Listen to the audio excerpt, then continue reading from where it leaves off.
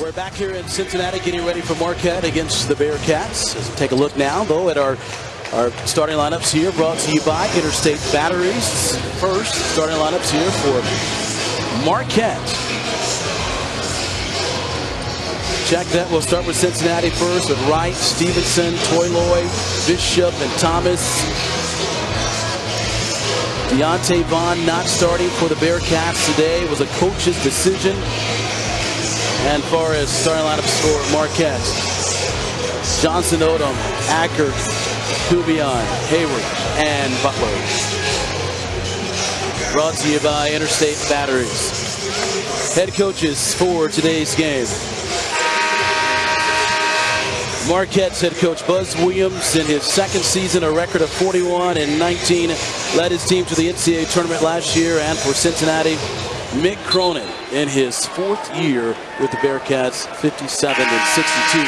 So we are set to go here at Fifth Third Arena. Anthony Calhoun, along with Mark Adams and Anthony Buford. There's a look at our officials for today's game: Mike Kitts, Les Jones, and Gary Krager. And visiting team, Marquette in blue. Home team, Cincinnati, in the white. Marquette coming in this game after a tough loss on Thursday night at home to Pittsburgh, 58-51. Cincinnati so critical to guard the three ball right there, as Marquette loves to knock it down from deep range, one of the best in the country. Hayward with the miss there. Really struggled in the second half, Anthony, against Pittsburgh.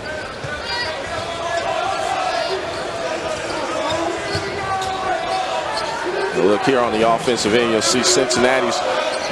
They really want to try and attack Marquette at the basket, either getting the ball there on the drive or throwing it in. Stevenson trying to shot Toyloy. Came down the rebound, but stolen here by the Golden Eagles. Here's Acker. And for Marquette, the three ball is critical for Marquette to knock it down and force Cincinnati to take off-balance jump shots from the perimeter, as they just did on the last possession. Hayward for three. He can't get it to go. Thomas with the rebound. Well, they certainly did force Cincinnati to take a tough two.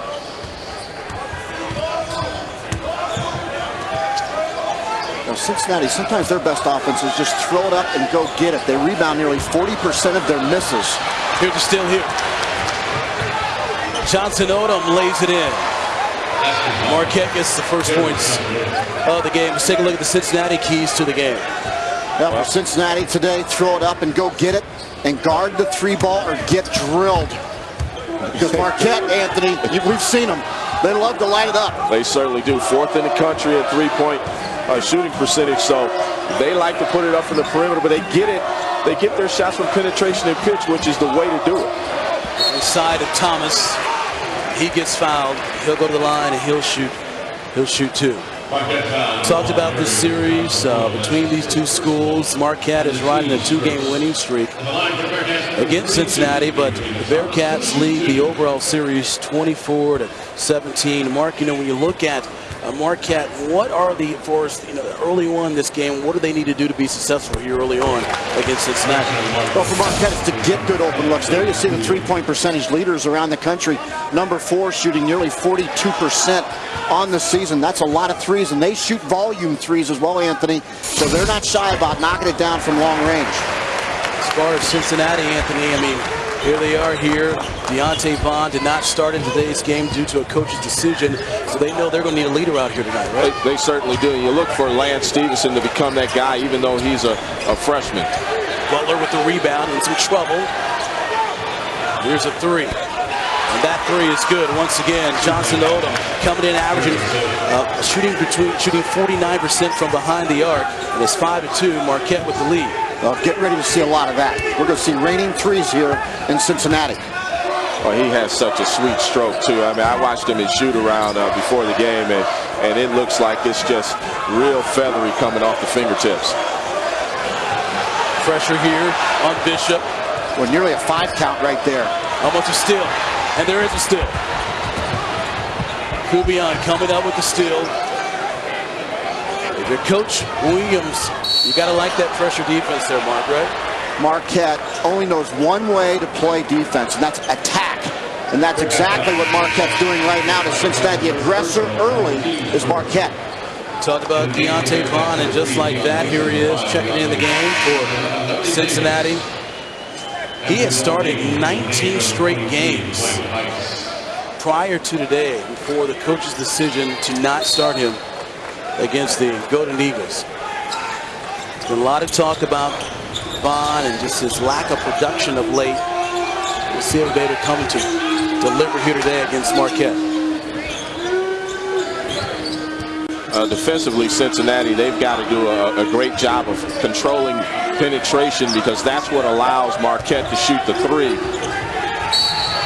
And we've got a foul on Toyloy. That's his first personal foul.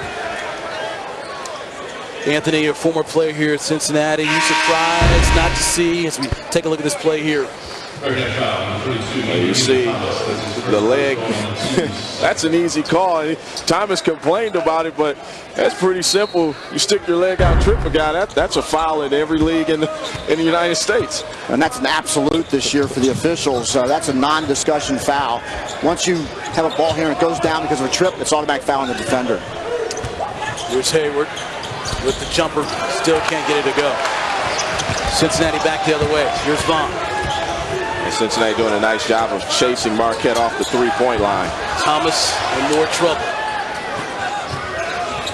Well, look at the defense on Deontay Vaughn. It is full denial of number 5 in white versus number 5 in blue. There's Vaughn there. Well, they want to make someone else for Cincinnati make plays, it looks like. So they're going to really take the basketball out of Vaughn's hands. There's a deep three, and that's good by Deion Dixon, a 6'3" sophomore out of Chicago, Illinois. If Cincinnati can just make a few jump shots, Anthony, their offense looks so much better, but they struggle knocking down shots consistently throughout the season. And you're right, Coach, and a lot of it is because of they don't get the type of penetration that you see Marquette get. 3-second violation here on the Golden Eagles. Got a timeout here on the floor. 15:39 left to play in the first half. Dixon coming up with a three for Cincinnati. We're back here at Fifth Third Arena. Game tied at 5 apiece with 15:36 left to play here in the first half. Today's Big East Coaches Spotlight is brought to you by Oppenheimer Funds. Let's take a closer look here at Marquette head coach Buzz Williams. And Mark, I mean, what an impressive resume here for this guy here with Marquette, his second season. Last season, 12 Big East wins. Of course, he took over for Tom Crean, who's now at IU. And what a job he did, Anthony, with Marquette, and the job he is doing with them right now. Well, he's done a great job. What I like about his team, when you watch them play, they play so hard, they play with great effort, and they run their stuff. And you know, the one thing about coaches in the Big East, they all have a style, and they all stick to it. You don't see a lot of deviation, and Buzz has put his stamp on his team. Got a chance to talk to him today. By the way, he and Coach Cronin are actually great friends, or some of the youngest coaches in Division I basketball. And I know, Mark, you know Buzz quite well as Davis hits that three-pointer there. And Cincinnati, Mark, is looking pretty good here. Well, Nancy Gates, he's sort of back in the game. Be interesting to see if Cincinnati can do a little bit of inside-out basketball now. Cincinnati knocking down some threes early. We expected that from Marquette, but not necessarily from the UC Bearcats. Kubion in the lane. Hayward for three. And that's good. Beautiful penetrating dish right there as Kubion gets into a gap, and Lazar Hayward, not only a guy that can go down low and score, but also knocks down the three ball. Well, Coach, the shot fake right there is what created the whole play. You go with the shot fake, get the penetration, draw in, and kick out. Great execution. Hayward coming in averaging 18 points a game for the Golden Eagles. By the way, he ties a Marquette record for his 130th game that he has played in. Very impressive. Down to 6 on the shot clock. Down to 4. Dixon the lane gets his own rebound, and he gets fouled, and he'll go to the line and he'll shoot 2. Great hustle there, Anthony, by the Bearcats. Well, throw it up on the glass and go get it, which is one of the keys that Coach pointed out early in the game, and that's what Dixon did. Put it up on the glass and rebounded his own miss.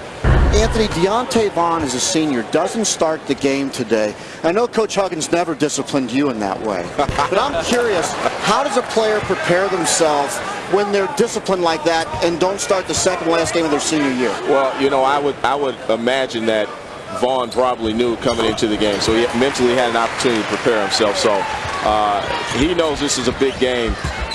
It's real easy to get your juices flowing when the games are big like this. So attitude shouldn't be an issue coming off the bench like this. It shouldn't be. Kubion for three. Comes up short. There's Dixon to Vaughn to Davis for three. In and out. Look at Dixon battling for the rebound. Great pass to Bishop. And he's in. Cincinnati right now doing the job on the glass. Remember, 4 out of every 10 misses end up back in white jerseys' hands. The Cincinnati Bearcats, one of the best to go into the offensive glass. A three-point field goal situation. Marquette 2 of 5 to Cincinnati. And we got a foul. And the basket's good. We're going to count the basket foul on Rashad Bishop. Take another look at it again, Coach. I love Jimmy Butler. He's the most improved player in the Big East now. This is a guy that was averaging only a couple points a game, just over 3 points a game and 2 rebounds 1 season ago. He's gone from being just another guy to a go-to guy for Marquette, averaging over double figures, over 6 rebounds a game. Jimmy Butler. They had a nice game on Thursday night against Pittsburgh. 14 points, 7 rebounds against the Panthers. Checking in now for Marquette. 21, Joseph Fultz. There's some full court pressure here, Anthony, by Marquette. Marquette, they'd like to play the game at a much faster pace than it is right now. It's to Cincinnati's tempo. Gates turnaround jumper. He knocks that down. Yancey Gates averaging 10 points a game. And he has the hot hand, Anthony. You got to love that if you're Mick Cronin, right? Well, you got to feed him the basketball in this game. They don't have anyone that can match up with him. And look at the deep three by Darius Johnson-Odom. He has 8 points now. Well, you got to guard him as soon as he comes over the bridge from Kentucky. That kid's got serious range. I've watched him on tape. How long did you work on that line? I've watched him on tape. Now seeing him in person, he's got deep range, and it's easy for him. It is. You've got to get up in his chest, though. You've got to force him to put the basketball on the floor. Johnson-Odom. Pressure on Davis. Dixon in the lane. Great ball movement. Gates reverse, can't get it to go. Gets his own rebound, and he gets fouled. He'll go to the line, and he'll shoot 2. Coach, that's one you'd like to see the big fella just break the rim, right? Well, and Yancey Gates, this is a guy that's the best big man out of Cincinnati since LaSalle Thompson. And if he can go up strong there and finish that play, but his shoulders are so wide. But Anthony, the thing I like about Yancey Gates, I thought early in the season, Cincinnati's best offense was when they ran it through Yancey Gates. And I know sometimes he has a lazy bone or two, but you know what? When he has the ball in his hands, there's no laziness in that young man. He gets after it. McDonald's All-American right here in Cincinnati as Bishop heads to the sideline. I mean, Anthony, you have covered Cincinnati for so many years, been a former player. You knew everybody wanted this young man. He decided to stay here close to home. He certainly did, and it was a nice win on the recruiting trail for Coach Mick Cronin.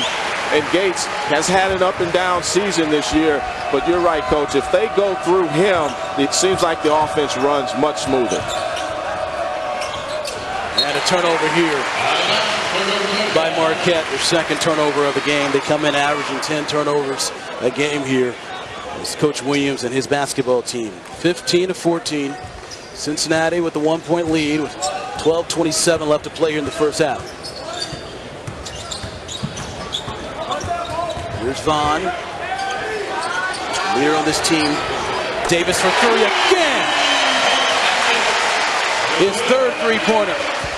It's nice to see that he has found his stroke again. He went through a really bad shooting slump, and ever since the Notre Dame game on the road, he has shot the basketball well. Cincinnati with its biggest lead.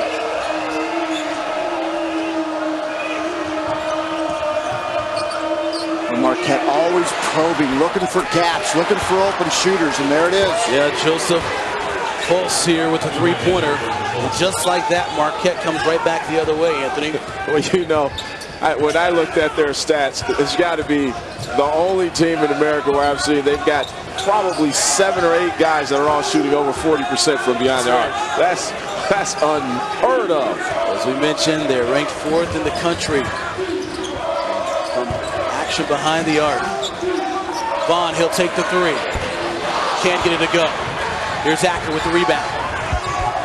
Acker over to Bikes for 3. That's short, but look at the follow there by Joseph Fultz. And that's where you talk about defensive transition and Yancey Gates. Right there, Yancey Gates was the last guy to get back. If he's sprinting back, he's the biggest guy that gets the rebound, and that's been the criticism from Mick Cronin about his big guy. Listen, the guy has talent, and I love his game.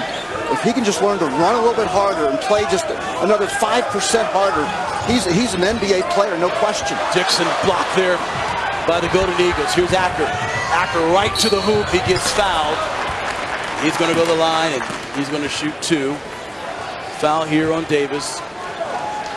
We've got a timeout here on the floor. 10:39 left to play here in the first half. Larry Davis getting the job done for Cincinnati from behind the arc.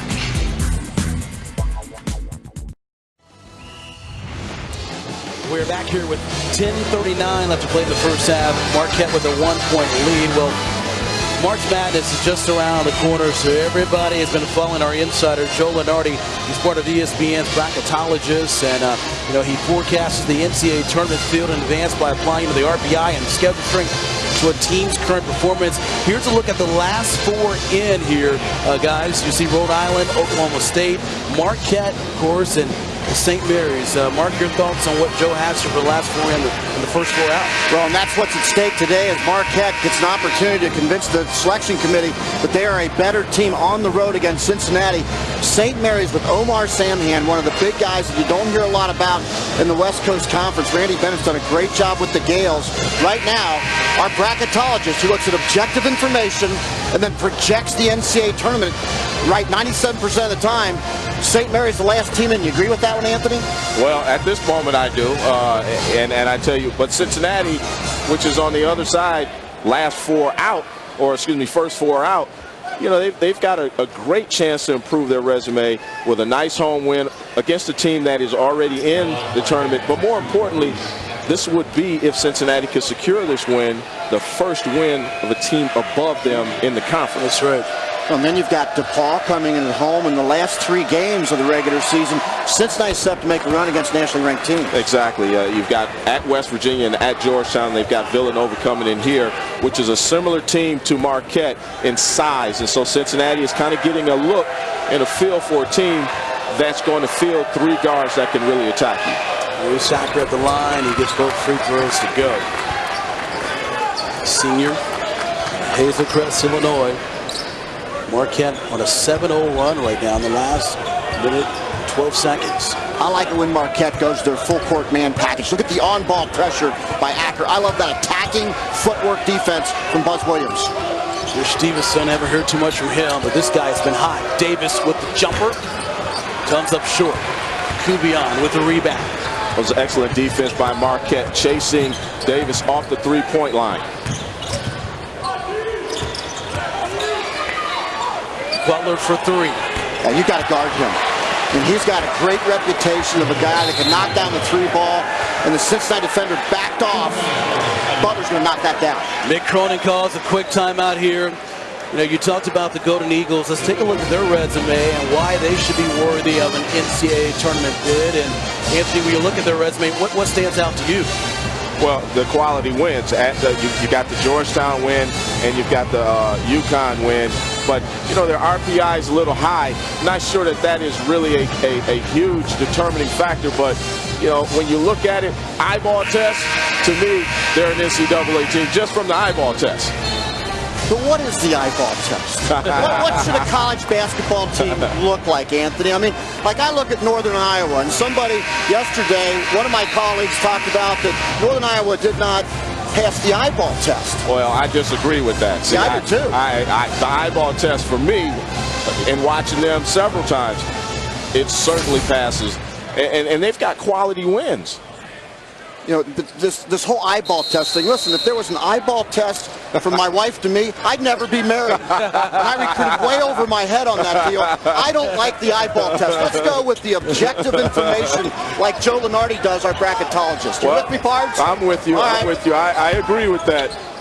But sometimes that's the intangible. Yeah. The eyeball, what you see out on the floor, how they compete. You know, are there wins and are there losses? You know, when they lose on the road, are they close losses? Are they bad losses? You know, those are things that you look at. I'll go with the eyeball test of how they play together, how they put their offense and defense together, their effort as a team, but not what they look like. And I think that's what some analysts are saying, well, those guys look like really good players. Yeah. Just like that, Cincinnati with a bad shot from Deontay Vaughn. Butler once again going right to the hoop. He's going to go to the line. He's going to shoot two. I just love this kid's game. You talk about improvement, going from 3 points a game, just under 3 rebounds a game. And Jimmy Butler is a legitimate all-Big East candidate right now, 15 points a game, 6.6 rebounds. You saw his ability to shoot the 3 ball with 54%, 56 from the floor. Shot selection, game intelligence. Jimmy Butler can play this game. 26-18. Mick Cronin just called that timeout. You know, you took a look at the schedule for Marquette, and you know it doesn't matter who you play against. St. John's, Seton Hall, these teams, anybody can be beaten on any given night. It's Davis in the lane, comes up short again. Seton Hall just trying to guard Jeremy Hazel sometime. Look at the pass, and Butler not able to come down with it. Stevenson with the rebound. Cincinnati gets something to go here. Marquette on a huge run here against the Bearcats. Oh, Anthony, sorry about that. Right now, Cincinnati on the offensive end, they're not doing anything. Everything is dribble, drive. There's no pass into the post. Offensive foul here on the freshman, Stevenson. What do you think about this, Coach? Well, Yancey Gates is sitting on the bench, and we've talked about his importance to the offense. You know, you need a great point guard to run your offense. I think that Cincinnati is challenged in that area. You need a post presence, and I think that Yancey Gates is that post presence, and all of a sudden, Kashmir Wright's going to check in for a little point guard play. Anthony Calhoun along with Mark Adams and former Cincinnati basketball star Anthony Buford, and that's a 3 by Johnson Odom, and another timeout here by Mick Cronin. We are here at Fifth Third Arena, and Cincinnati got off to a good start here in this game, but after that, it has been all Marquette here in a huge game for both teams. Take a look at Cincinnati tournament resume. And Coach, you know, you look at this 15-10, their quality wins. Vandy, of course, went down to the wire yesterday against UK, Kentucky, a win against Maryland, but they have a lot of work to do here, don't they? Well, they have a lot of work to do, but let's also remember the committee now doesn't consider the last 12 games. That's right. They're going to look at the full body of work, so that victory over Vandy, which is huge, and the victory over Maryland still counts in a big way in Cincinnati's favor. It does, but when you looked at those numbers, you saw the RPI where it was compared to Marquette. But now here we are watching both teams. You tell me the eyeball test isn't working for you? It's how they play. I'm with you. There you go. Marquette looks like the better team right now because of the way that they play. Yeah, well, you know what? Hey, I took the class. I believe you took the class as well. Took it together. We took it together. That's right. You know, it's who you play and who you beat. I mean, and you got to beat teams. And man, Cincinnati really having some problems around the basket. Well, you throw it into your big guy and they don't convert against smaller guys, it makes it really difficult. Marquette coming in after a loss on Thursday to Pittsburgh. They had won 5 straight games after losing to Pittsburgh on Thursday. But when they can shoot the ball, and Mick Cronin told me that today, one thing that concerns him about this team, when they get hot from 3-point range, and this young man here, Johnson Odom again, 13 points for him. It could be a long day for the Bearcats. Remember, Deontay Vaughn did not start this game a coach's decision. The last 2 words as a coach you want to hear in February is coach's decision, and sit down your senior Deontay Vaughn. You got to wonder how it's affected this team as they started this game today. Davis short again. My goodness, Cincinnati really struggling from the field. 31-18. Well, the way it has looked so far, you would think they would be down more. 13 points. I thought it was more. Look at the fake here, spin move by Hayward. He gets blocked. Cincinnati comes away with it. And Marquette's so active on both ends of the floor. They've really put offensive pressure on you and defensive pressure on you. And right now it's really affecting Cincinnati. Well, Lance Stephenson's getting 0 touches because of the defense of Marquette. Bishop inside. Thomas. Thomas in trouble. Here's another three by Davis. And finally, they get on the board after that long stretch of trying to find a basket. He loved the 3-ball. Nearly 6 out of every 10 of his attempts come from behind the line, and he's knocking them down here this afternoon. Anthony, when you look at Cincinnati, for the players on the floor right now, it appears that they really don't have someone who can score. Well, they're really struggling on the offensive end from a rhythm standpoint. All right, we'll talk more about that. We got a timeout here on the floor. 6:19 left to play in the first half. Darius Johnson-Odom looking pretty impressive here against the Bearcats.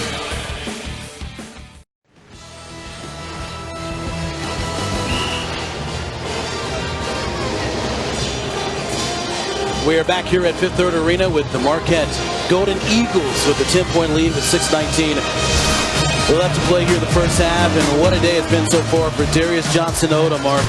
But we talked about Cincinnati had to guard the 3-ball or get drilled. And we're talking about Darius Johnson drilling it right here from downtown. And then puts it on the floor. That's the thing about him. He gives you a head fake to go for it. And all of a sudden, shoulder slant to the easy deuce. 13 points, 5 or 6 from field goal range. And look at that, 3 for 3. Only in 10 minutes. And by the way, he leads the Big East when it comes to three-point shooting. He's in first place in the Big East. And Anthony, what was the message there by head coach Mick Cronin? What did he tell his team during that timeout, you think? Well, I'm pretty certain he wants them to guard the three-point line, as coach just pointed out. And you know, when you look at Johnson-Odom, when you look at the way he plays, I've watched him a couple of times now. He always goes left when he does put it on the floor. But you got to get on his left side. You got to get up close, chase him off the three, and don't let him penetrate left. Vaughn back in the game, as well as Gates. Gates to Dixon in the lane, and that's nice ball movement there, coach. When the offense runs through Yancey Gates, good things happen. Well-designed play by Mick Cronin. The reversal, the dump down, and the knife to the basket. Well executed. Bench scoring there for both teams. Cincinnati 17-5. 6 out of 10 there on threes. Marquette. Dubion. Up against Vaughn. Well, you got a mismatch inside for Hayward versus Dixon off the switch. Down to 7 on the shot clock. Down to 5. Down to 4. And a turnover here. Here's Bishop. Well, what did they do? They forced Johnson-Odom to go right. What happens? You get a turnover. He's just not as good going that direction versus left. Exactly what you said there. He would be the go-to guy here for Cincinnati. Trailing 31-23. Vaughn, tough jumper. And the senior gets on the board there. His first 2 points of the game. Well, he did a really nice job that time, fanning off the screen. His guy went over the top. He faded to the corner and created the drive situation. And Vaughn and Gates on the same side of the floor gives you defensive nightmares. You can't double, you can't help. Deontay Vaughn scoring 1,700 points in his career. 400 assists with the Bearcats. Akron's in trouble. Butler down to 7 on the shot clock. Johnson-Odom, he'll take a deep 3. And that's nothing but air. Here's Wright.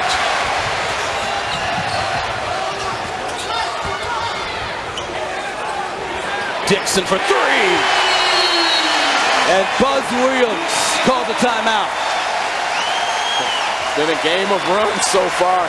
Both teams, you know, just kind of getting an offensive rhythm one way or the other. You see the penetration by Bishop, the kick out. And how about Dixon having his feet set, ready to shoot? Whatever Coach Cronin told his team in that timeout, Mark, it apparently is working. They're now making the extra pass.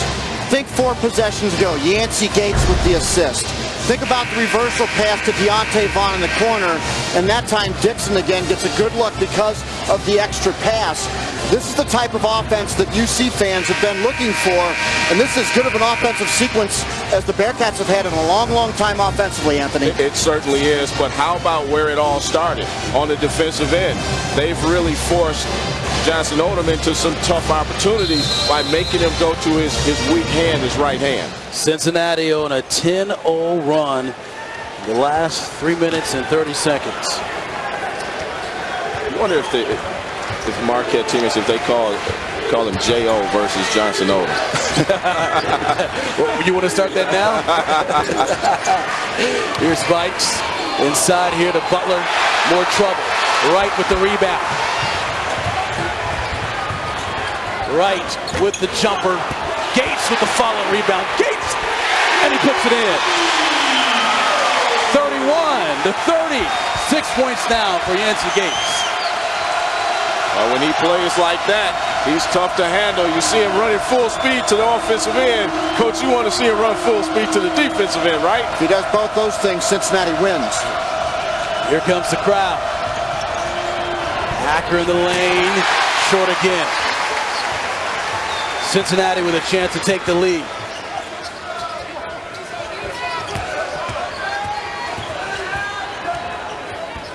Yates wants the ball low. Dixon into Bishop, and he lays it in. Cincinnati with the lead. The extra pass, the extra pass, the extra pass. There you go. Unselfish basketball by the Cincinnati Bearcats. All keyed up with the penetration and kick. Side of Hayward, and got a foul here on the Bearcats. Got a timeout here on the floor. 2:46 left to play in the first half. The Bearcats getting the job done with defense, and they're finding the basket right now.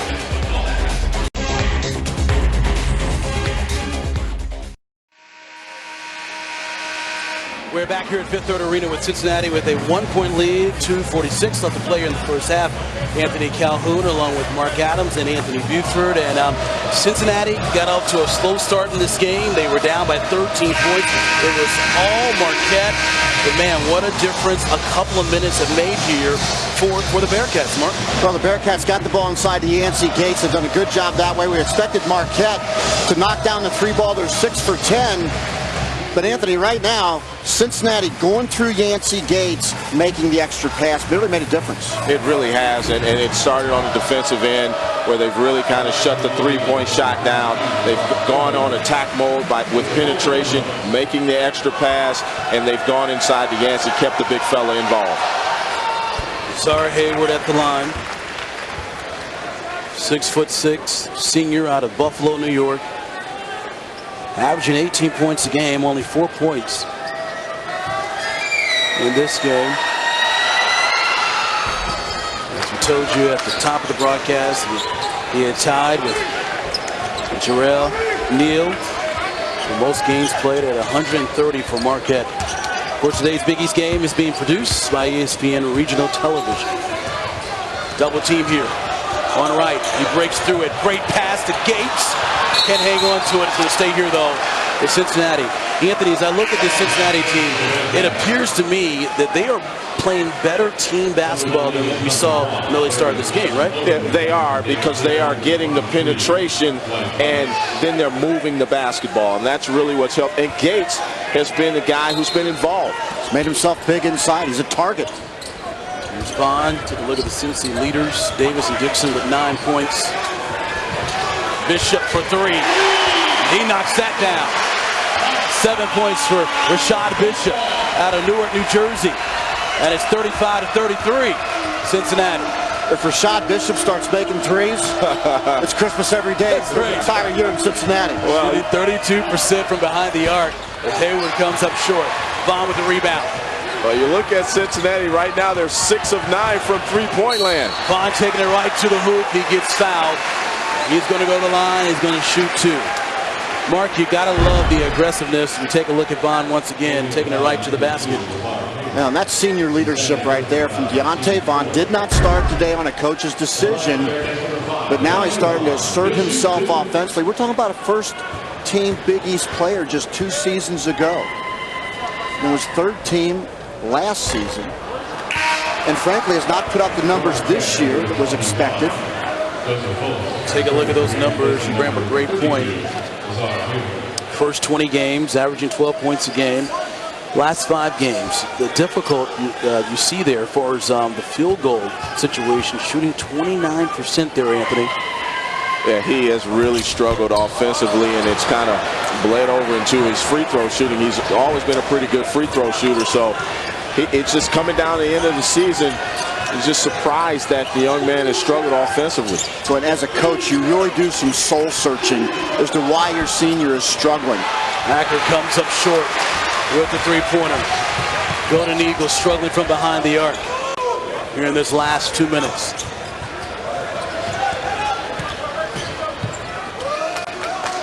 Cincinnati now the team that's doing a lot of probing, some opportunities to penetrate and pitch. Cashmere right behind the back pass. Are you kidding me? To Gates. That's showing some confidence right there from the young guy. 37-33.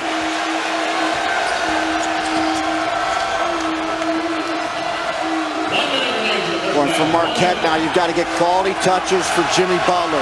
Get Johnson Odom the basketball. Clear out, let him make a play. Here he comes. Under a minute left to play in the first half. 10 on the shot clock. Kubian down to 4. Here's the steal. Right to the hoop. He lays it in. Does a great job of using the basket to shield the defender.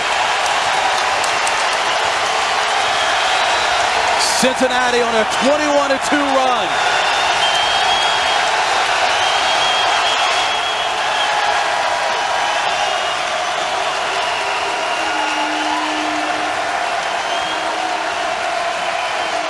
I think this is the college basketball environment that the Bearcats have been waiting for. Johnson Odom needs a touch. There he is. Down to 6. Johnson Odom in trouble. Down to 3. Gates with the block. 0.8 seconds left to play before halftime. Look at the pressure and the defense here by Mick Cronin and his basketball team. Coming up at halftime. Should be Marquette ball. It is Marquette's ball. Yeah, we're going to straighten that out. Coming up at halftime, the Big East Wire, Big East scores and news and highlights and stats. That's coming up at halftime. Your halftime report.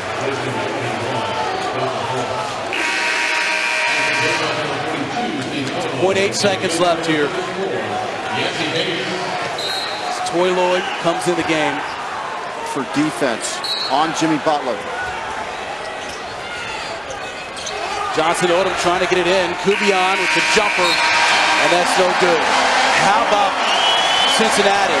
What a way to end the first half as Buzz Williams' team saw Cincinnati going a 21-2 run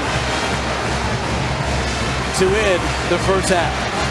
We're at halftime. It is Cincinnati 39, Marquette 33. And great teamwork, great passing as Gates gets the dunk there for Cincinnati. And Buford, you see it there, Anthony Buford. Just great team ball, right? It certainly was. And the penetration, they really got into a nice rhythm where they could penetrate and pitch.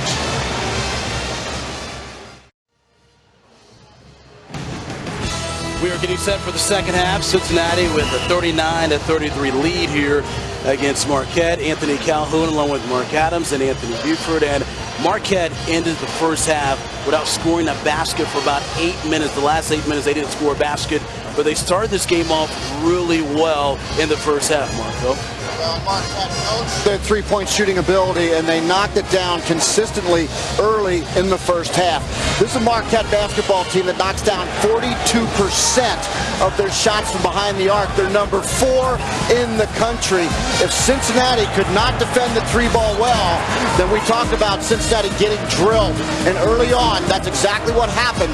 But then, Anthony, the defense shored up, and Cincinnati started sharing the ball offensively. Well, they certainly did. They finished the half with 14 field goals, 12 assists. How about that? 12 assists on 14 field goals. You see the penetration, the sharing of the basketball. Yancey Gates, nice pass right there. And then you turn around and you look at the skip pass, and how about the penetration and give it back to the guy who gave it to you. And so Cincinnati doing an outstanding job of passing the basketball. Take a look at our first half statistics here and field goal situation. Both teams, you see Marquette 44%. How about Cincinnati shooting over 50% here in the first half? 3-point shooting of 6 of 13 for Marquette, and Cincinnati 6 of 9. And points off turnover, Mark, that's the difference appears in the first half, right? Cincinnati really turned it up defensively. And Buzz Williams right now has to do a couple things. Number one, get Lazar Hayward more involved in the offense. And then defensively, get down a stance and stop somebody. They're getting up too many easy baskets. Take a look at our star watch. You talked about Lazar Hayward, only 5 points. And Anthony, how about Stevenson here? No points for the freshman. Well, not really involved in the game in the first half, but Cincinnati's winning, so you got to be happy with that. What does Lance Stevenson need to do, though, in his half-court sets to give himself more touches? Well, you know, sitting there on the bench can't do anything, so he's not starting here in the second half. I just think he needs to get better with moving without the basketball, and you talked about it. He's making C cuts instead of V cuts.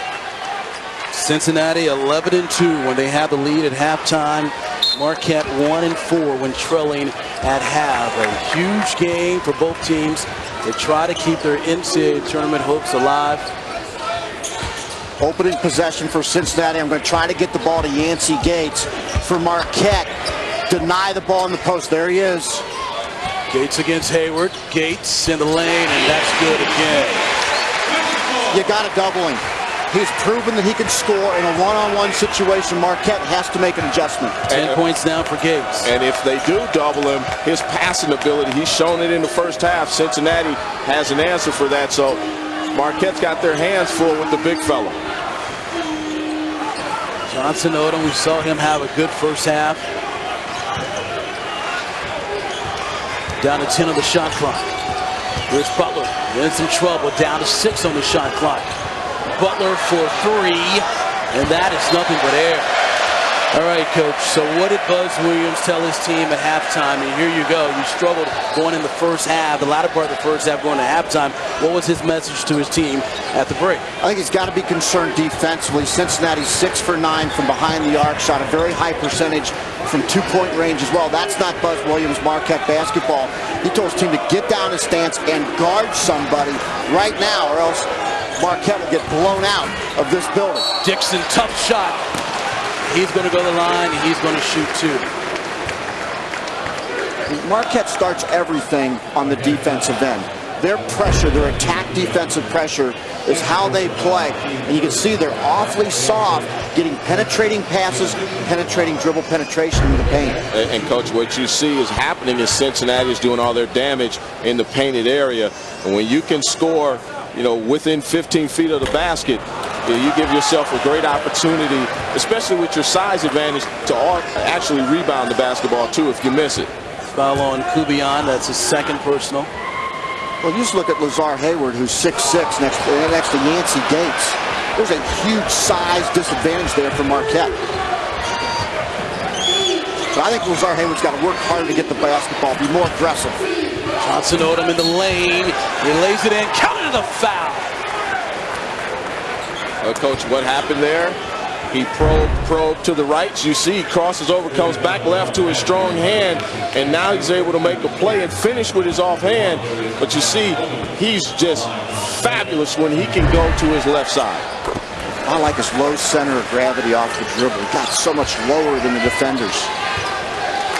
Johnson Odom, 6'2", sophomore out of Raleigh, North Carolina. Coming in averaging 12 points a game, well over that average here. 16 points here for Marquette. Marquette now goes to their 3-2 zone. Dixon from way downtown.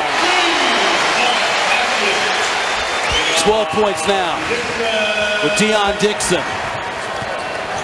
You're talking about a guy who shoots 21% from behind the arc. you get him catching fire from the three-point land, and it's good night.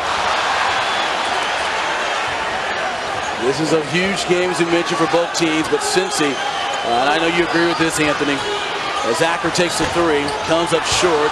Johnson Odom with the rebound, he puts it in, but the point I was trying to make is, you know with Cincinnati here, if you're on the bubble, you better take care of business here at home, right, Anthony? No question about it. Have to win there. As you saw the numbers, three-point shooting. We talked about how good Marquette was from behind the arc. Right now, Cincinnati has turned the tables in that department.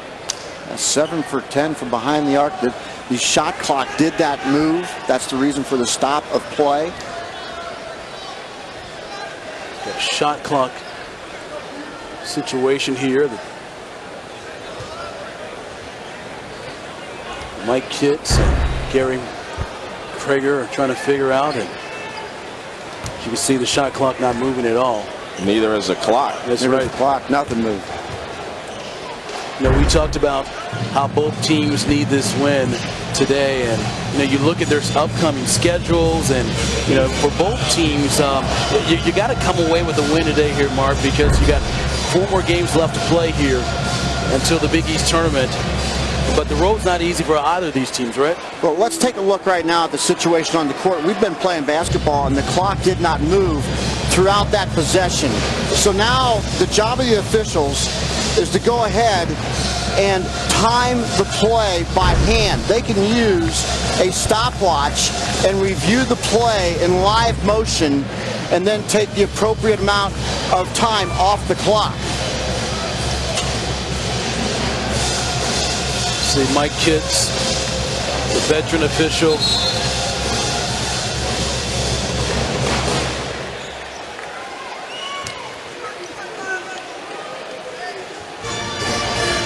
It's 17-36 on the game clock. As Mike will come over here, Kitts, and tell us exactly what happened.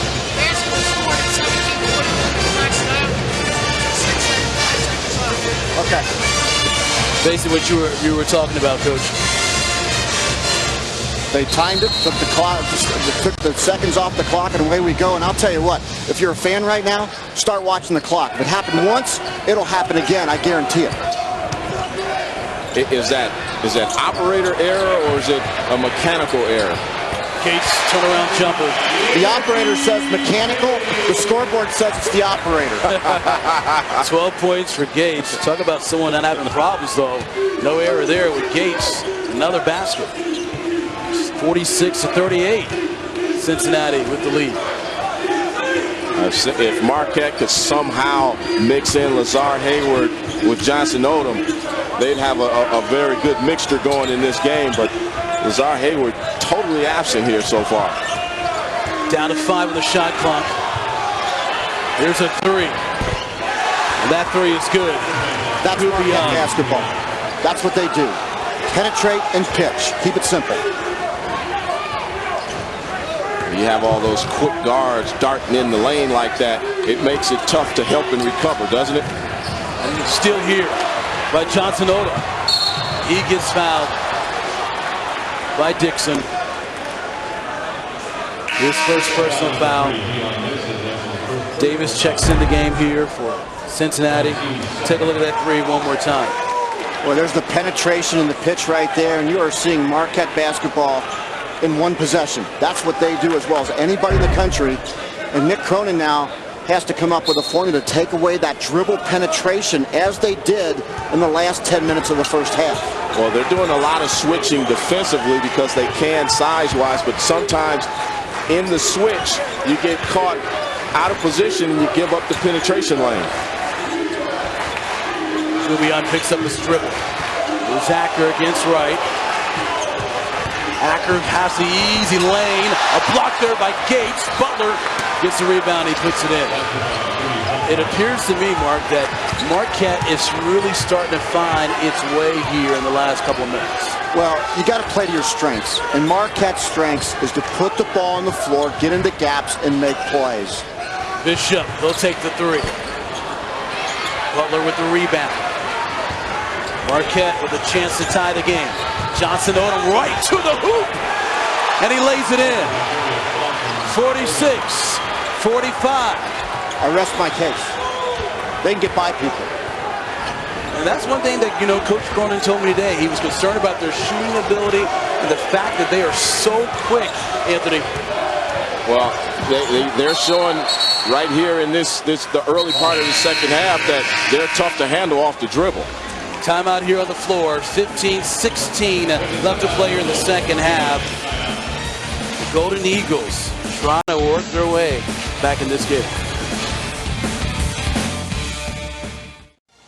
15-16 left to play in the second half. Cincinnati with a 1-point lead. Let's go inside the play. Mark?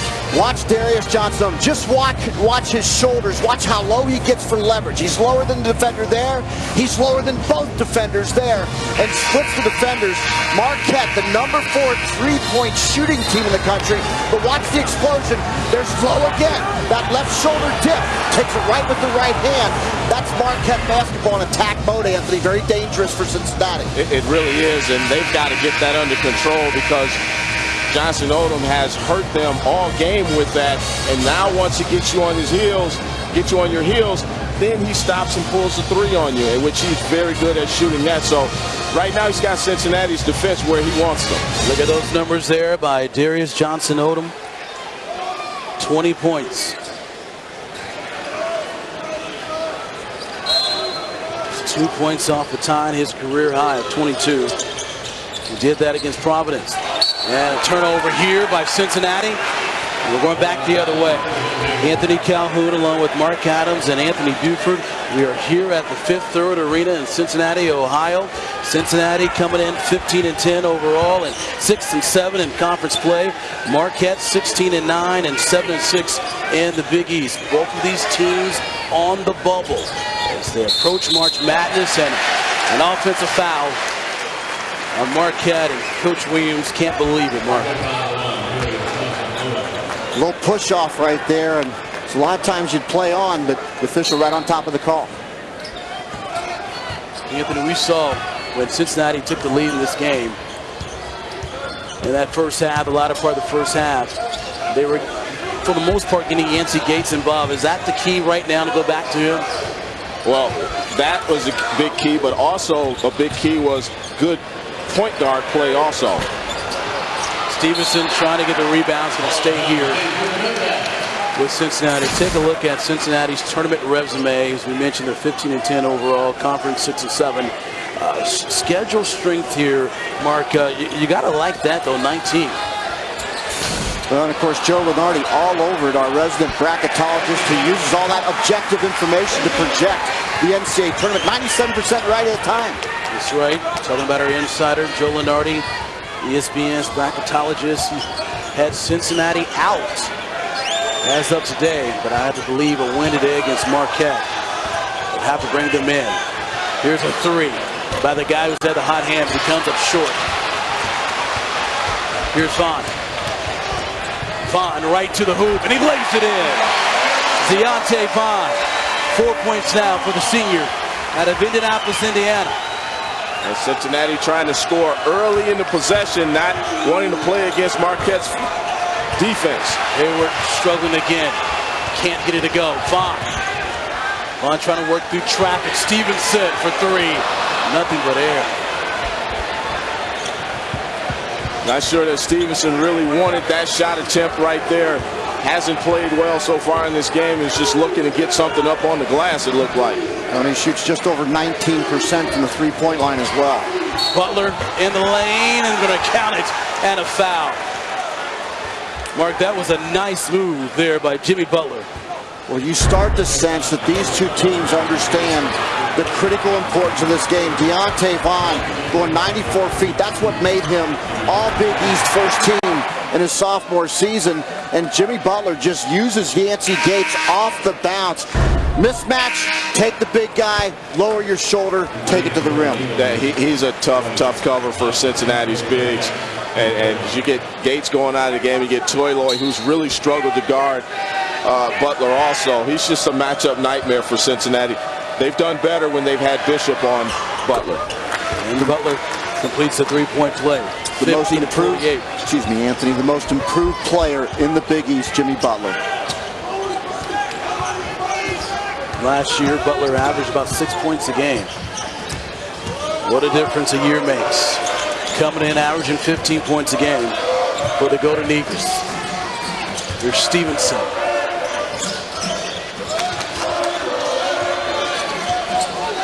And Stevenson really having a difficult time with the smaller, quicker players. Vaughn, great pass. Toy Lloyd.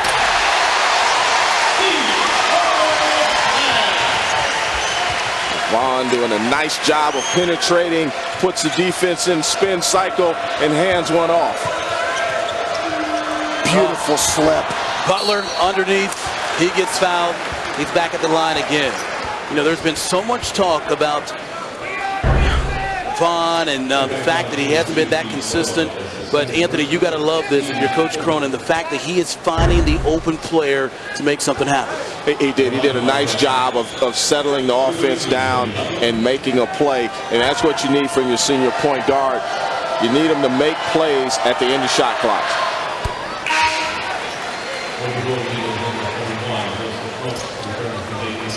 Back in the game for Cincinnati, there's Thomas. As Bishop will head to the bench there. And Fultz coming in for Marquette. Today's Big East game is being produced by ESPN Regional Television.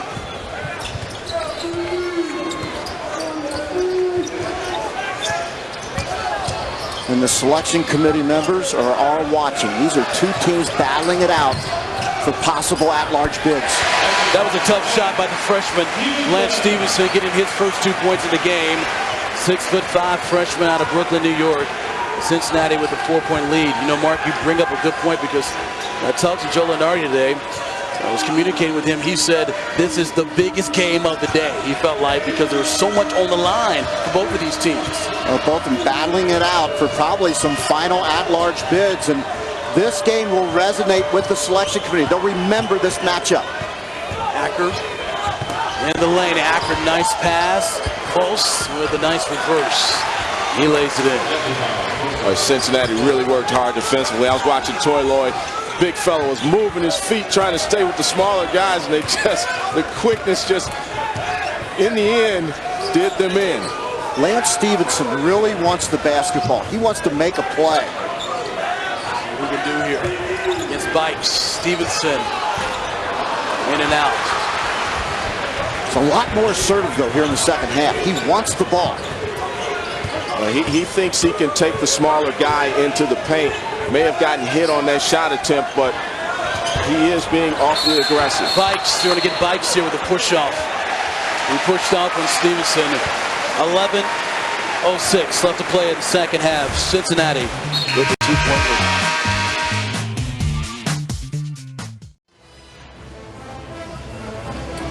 We're back here at Fifth Third Arena with 11:06 left to play in the second half. Cincinnati with a 2-point lead as head coach Mick Cronin and his Bearcats have a nice lead here against the Marquette Golden Eagles. Take you coast to coast now with the national headlines.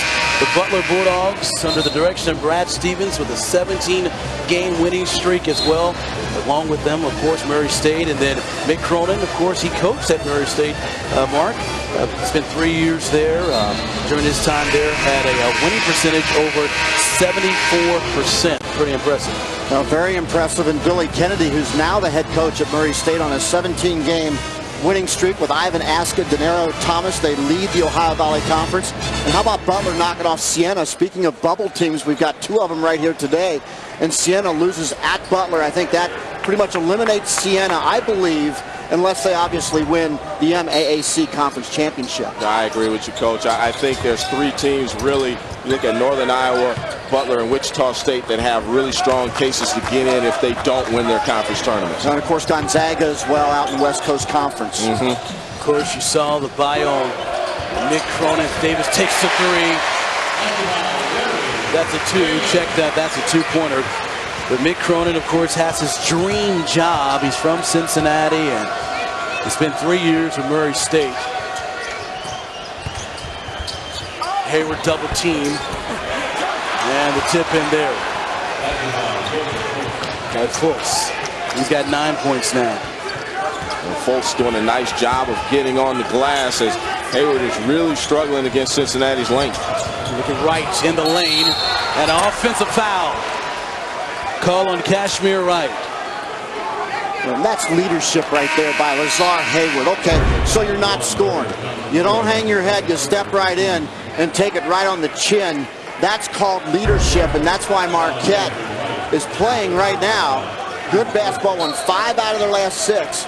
Remember, they opened up with Villanova twice, Georgetown, West Virginia, lost some close games, but yet here they are. They're preening for an opportunity for the NCAA tournament. Oh, it's such an important basketball game for both teams. You see, they're both laying it on the line right now. Hayward for 3. Butler with the rebound. Butler in the lane, and an offensive foul on Jimmy Butler. We are here at Fifth Third Arena. Anthony Calhoun, along with former Division I basketball coach. Take a look here. The offensive foul on Butler.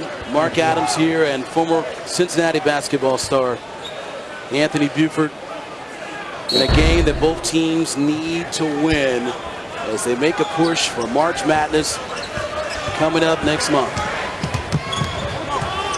It's a trap by Marquette. Dixon for 3. Gates trying to get the rebound. Here's Hayward. Acker back the other way. He'll pull up. He'll take the 3, and he knocks it down. 57-56. Marquette back on top now. Well, the press didn't get the turnover, but it forced a quick shot from Cincinnati and allowed Marquette to get out and play in space. Under 10 to play here. When Cincinnati really standing around right now offensively. Bishop for 3.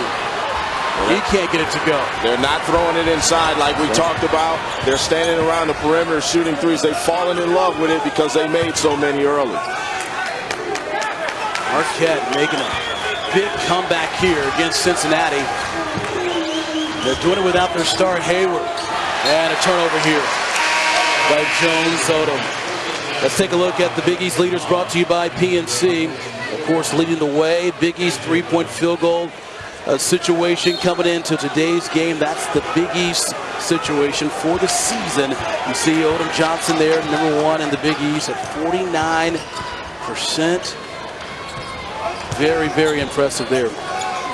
Second half, 3-point field goals, 2 of 7 for Marquette, 1 of 5 for Cincinnati here in the second half. Did a better job from behind the arc Cincinnati did in the first half.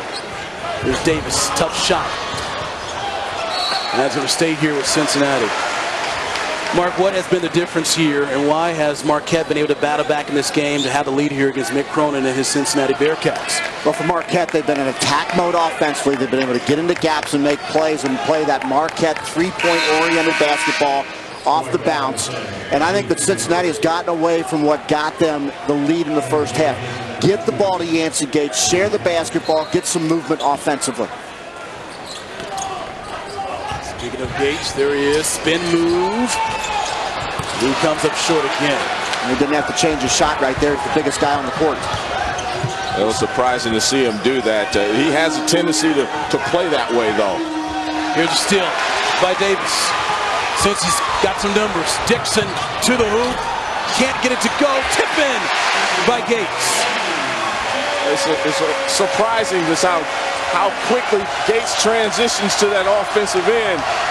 You know, if they could get him going both directions, like you mentioned, Coach, he'd be a serious force. And he can run. 14 points down for Gates.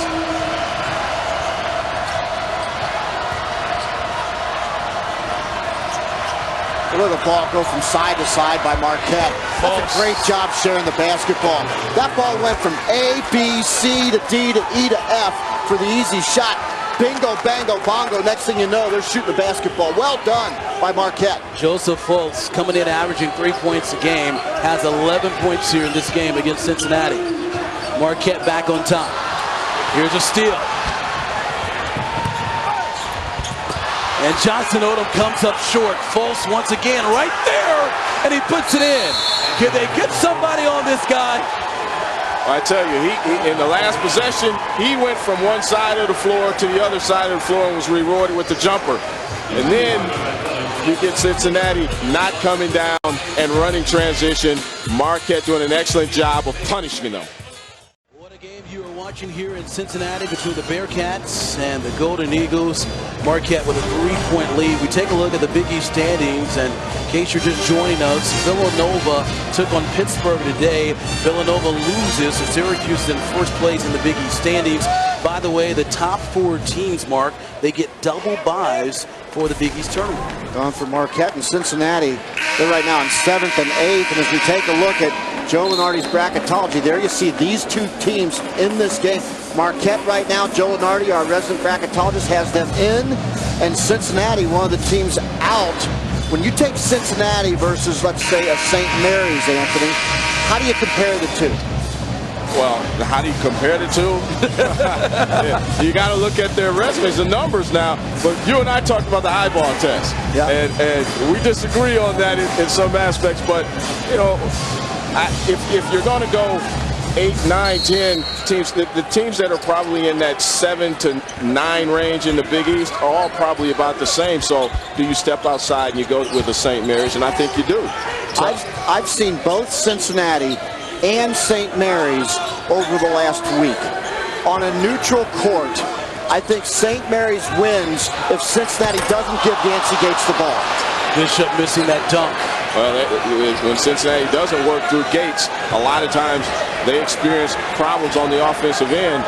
They've got to spread teams out and try and get their penetration and pitch going, similar to what Marquette does.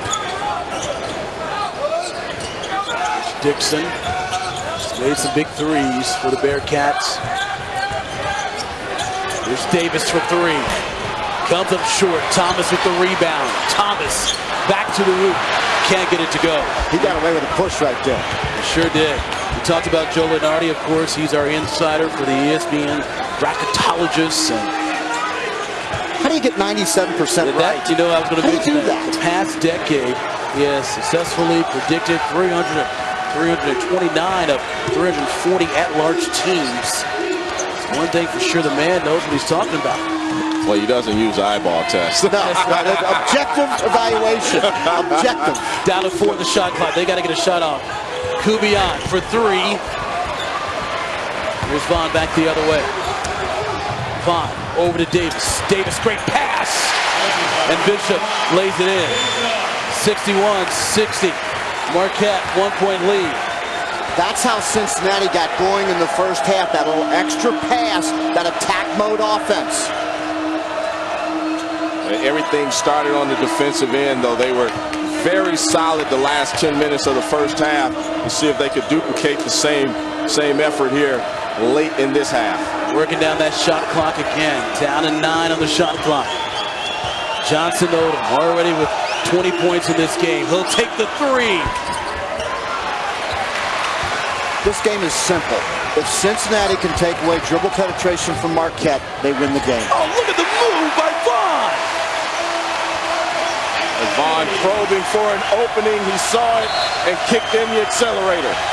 Timeout, Marquette.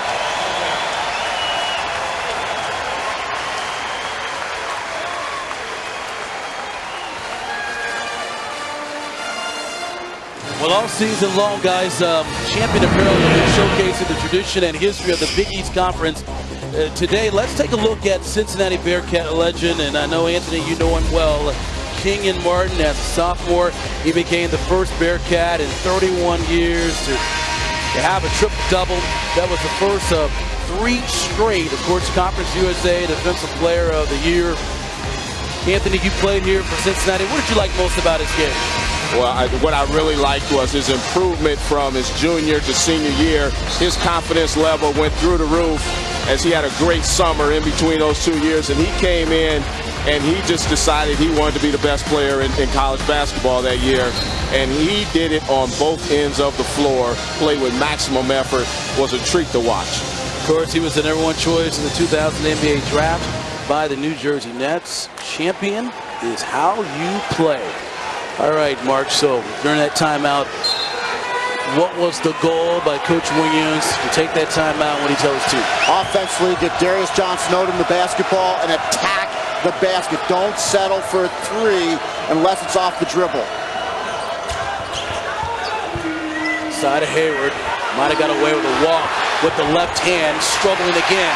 Can't get it to go. Bishop with the rebound. And Ibrahim Thomas run. Thomas wide open, and he lays it in. And Cincinnati has changed it up. Instead of playing methodical, they've gone with early offense. Here comes the crowd.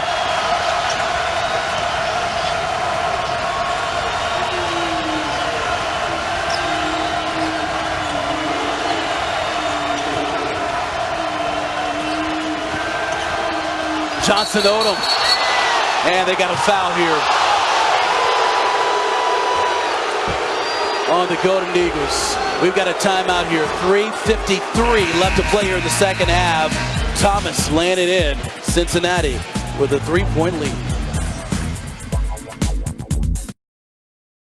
Now the key to a really good family calendar is sticky notes. Green can be groceries, girls' nights, or Today, you'll merge all your family calendars into one calendar on the Palm Pre Plus, the 3G smartphone smart enough for mom. Okay, we are back here at Fifth Third Arena with 3:53 left to play in the second half. Cincinnati with a 3-point lead, and we talked about how there's a lot on the line for both of these teams. And Marquette, their tournament resume, overall 16-9 conference, 7-6. RPI, is that a big concern to you there, Mark, at 70?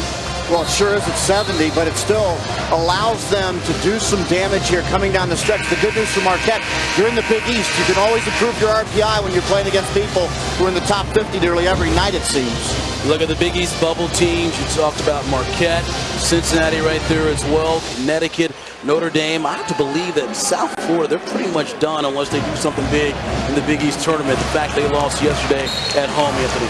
Yeah, and that was a tough loss. You're at home. You got to win those ball games. You know, Coach, here's one thing I got. They give Marquette a quality win against Connecticut. Cincinnati has beaten Connecticut twice. You know, plus they've got the win against Vandy, and you also take a look at the win at Maryland. You would think their resume would be pretty strong. Thomas with the rebound. I think Cincinnati's resume is very strong. And it's because of those early season victories, the Vanderbilt, Maryland, because now the committee doesn't just evaluate like the last 12 games, they really look at the entire body of work. That's a change from recent years. Zar Hayward, man, is he having a tough day. 1 of 10 from the field. Dangerous pass. See the Marquette defense picking up. Break of action here. You called it, Coach. The clock. Said if it happens once, it'll happen again. You did call it. As Mike Kitts goes over to the scores table. It's amazing how many different arenas we all go to and the clock doesn't operate properly. Yeah. It will be. And so again, when the clock stops now, you can go ahead and time that until the actual whistle comes, and then that time will be subtracted off the clock. And that went a long, long time. This is reviewable. And the officials have a stopwatch that's available to them. And the truck, run it in regular time, and I'll time it with you. And we can time it multiple times. The official will time it multiple times. We're going to take a break. We'll come right back to Cincinnati, the Bearcats with a 3-point lead. We are back here at Fifth Third Arena with Cincinnati with a 3-point lead. And Coach Mark, I know you had a chance to help out the officials in that situation. We had an issue with the clock stopping, and what's the latest? Well, in that situation, you can time the actual play with a handheld stopwatch, and I timed it myself at 12 seconds. And so you take that 12 seconds off the clock. We're at 3:04. All right, so 3:04 left to play here in the second half. 6 seconds, though, on the shot clock. Great job, Coach, putting the stripes on. How about that? That's what you call a veteran, former Division I head basketball coach. You know what? Every assistant coach should have a stopwatch on the bench. to do exactly what we just did. Yeah, but that's interesting. Marquette comes out and fouls immediately. Very surprising. Gives them a new shot clock. How surprised are you by that, Anthony? You would think they would try and make them take a tough shot instead of fouling in that situation, unless they wanted to get closer to the bonus. That's what we coaches call brain cramp.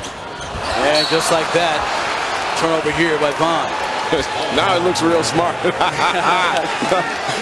9 turnovers now for Cincinnati. Under 3 minutes to play. Both of these teams fighting for their lives to have a chance to play for the NCAA tournament. Johnson Odom to the hoop. Can't get it to go. Thomas with the rebound. Thomas's length right there affecting Johnson Odom. Dixon. It's Johnson Odom. But who would have thought with 2:25 to go, Yancey Gates and Lance Stevenson both sitting on the bench for Cincinnati. Two of the better offensive weapons for the Bearcats throughout this season. Field goal situation, down to 7 on the shot clock, down to 6. Wright's got to get it off here, down to 3. Wright in trouble to Thomas. Oh, he couldn't get it to go. Hayward with the rebound. Marquette back the other way. Under 2 to play. It's all about on-ball defense for Cincinnati. If they can take away the dribble drive, they'll win this game. If they cannot, they lose. Kubion for 3! 64! Timeout here by Mick Cronin. And what a 3, Anthony.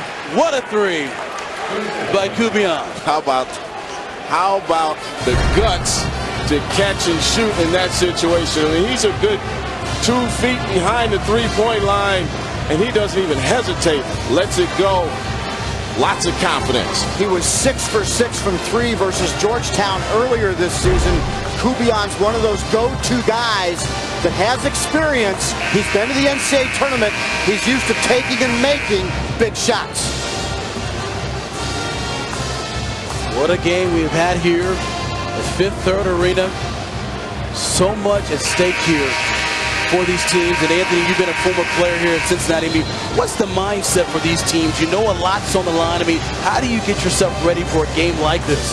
Well, you've got to go in with the mindset of being aggressive. You know, one thing Cincinnati cannot do is get tentative in this situation. They've got to continue to attack and play aggressive in their own building. This victory, this win is one they've got to have, because you just can't rely on trying to beat Georgetown, Villanova, and West Virginia at the end of the season. Got to take care of business here at home. NCAA selection eyeballs are watching this game right now. That's how big this game is. Well, you got to get the ball to Deontay Vaughn. You got to figure out a way. Wright takes the 3. Bad shot. Davis with the rebound, and he puts it in. 66, 64, 13 points now. That's not good offense at the end of the game like that, Coach. Timeout here by Marquette. I would have thought that the ball would have been in the hands, as you mentioned, of Deontay Vaughn.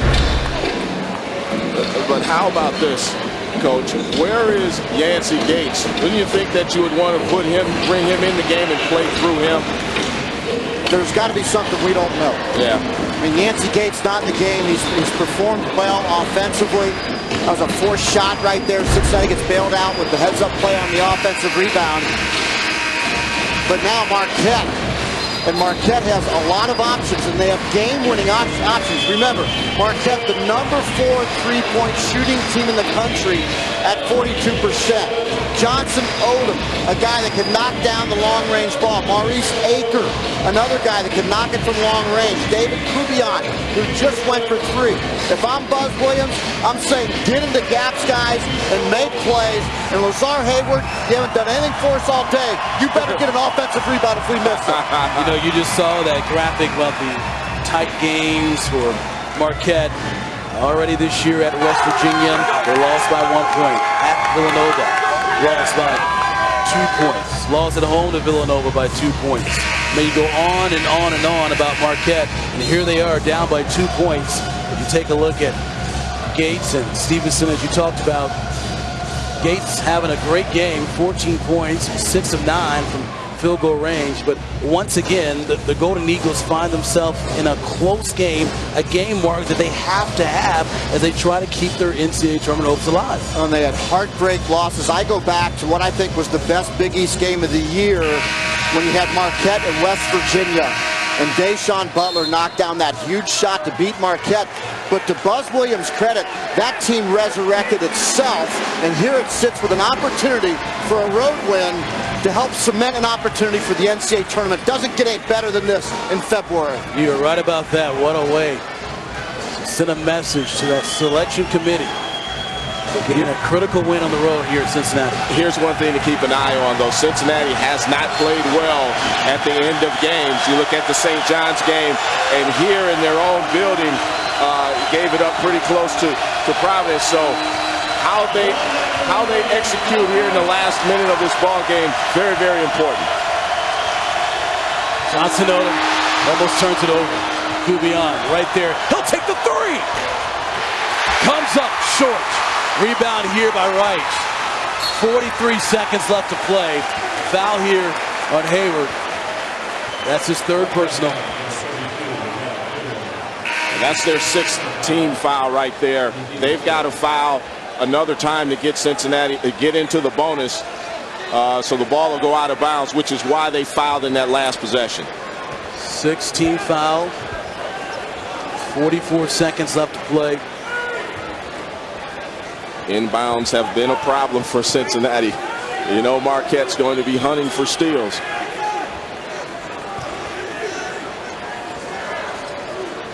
Well, I would think about playing about 10 seconds of this possession defensively, looking for traps. Thomas, he gets fouled by Acker. So he'll go to the line. He'll shoot a 1-and-1. That was probably the guy you want to foul. Only shooting 54% from the free throw line, Mark. Yeah, smart play right there. I think if it would have gone to anybody else, we would have seen a trap and go for the steal. But since they did a good job of denying and inviting the ball to Thomas, heads-up play. He's 2 for 2 at the line today. Well, Thomas talked about toughness a couple of games ago. This is where you got to stand up and stick free throws. And he gets the first one to go.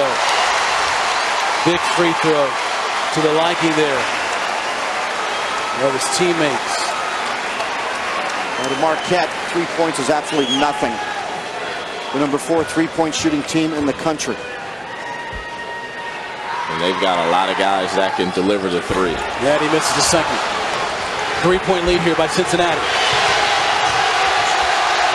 It's all about on-ball footwork for Cincinnati. Can they take away the dribble penetration of Marquette? 7-point differential between the shot clock. That three-pointer there by Hayward. What a three. 8 points for the senior. And just like that, we've got a tie game. That's your guy, Coach. He came up big. He did. He came up big. We were just asking for an offensive rebound earlier, but again, a big guy that can knock down shots. Lazar Hayward, who's been quiet all day. A little pick and pop right there, and he just showed tremendous patience, waiting for the defender to go by, and he's balanced, great extension, and waved goodbye, Lazar Hayward. And I think he sent that message to you guys right here. You've been on him all day, all day. And how about that? He hits the three to tie the game up with 27.5 seconds left to play. Marquette, as you mentioned, I tell you, we know they can get the job done from behind the arc. 4th in the nation at 41%, about 42% shooting from behind the arc. And, you know, that three, how big has the three-pointer been in this game of basketball? Well, it's been huge, especially for a team like Marquette. That's why they're in position to possibly earn an NCAA at-large bid if they don't win the Big East tournament. Now for Cincinnati, with this group of players on the floor, I think, Anthony, you got to give it to Deontay Vaughn. He's your senior. You got to give it to him. You do. He has to have the basketball in his hands. But remember now, early in the games, he struggled from the foul line. So if they elect to foul to try and get the ball back to maybe win it, then you know Cincinnati, they could have some issues here. But We'll see. It looks like they're going to let them play and play for the last shot and maybe play for overtime. Here's Wright for Cincinnati. Game tied up at 67 apiece. 14 seconds. Gonna put in the freshman's hands. Down to 7. Wright in some trouble. Here's Bishop for 3. Can't get it to go. Rebound by Kubion. And we're going to overtime. So much on the line for both of these teams. And how fitting. We go to overtime. Tied at 67 apiece. You guys having some fun? Absolutely. Let's play some more. We got some overtime action for you right after the break. So what's the problem? It's your blades, pal. Oh, man, I should have known. Even the best blades get worn down. When that happens, it's not as comfortable, see? When the strip turns white, you should think about changing it for a smoother ride. Gillette Fusion. Fresh blade, more comfortable shave. You look at what Joe Lunardi has said. Today, this game might be the biggest game to watch. So you're right. The selection committee's eyeballs squarely focused in Cincinnati, Ohio.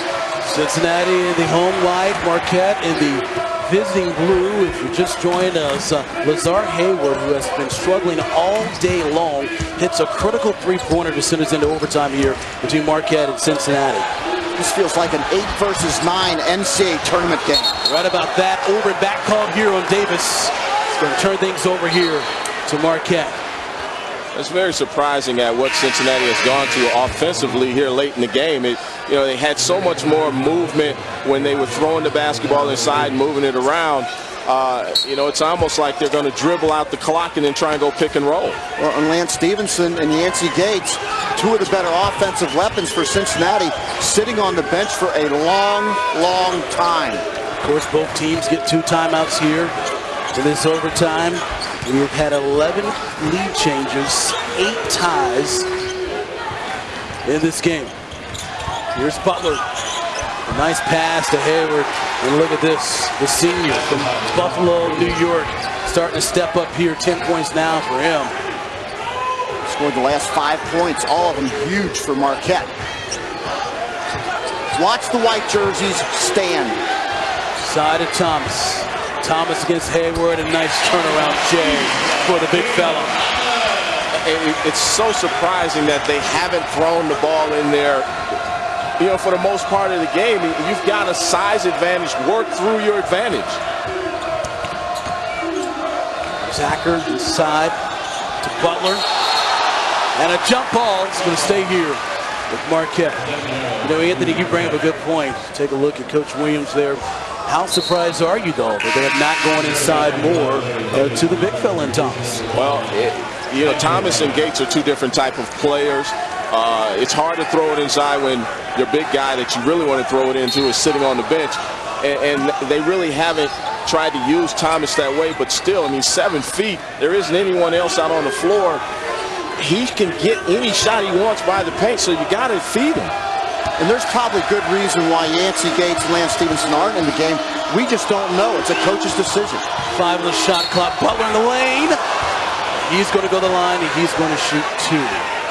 Foul on Thomas.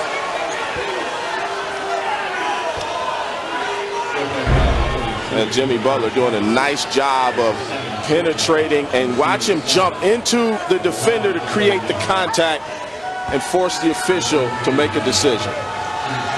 Johnson Odom at the line, a 63% free throw shooter, and that's his first miss of the game. He was 6 for 6 prior to that free throw. To Lance Stevenson's credit, he's up on his feet right now. He's cheering for his teammates. And you've got to admire his attitude sitting there on the bench.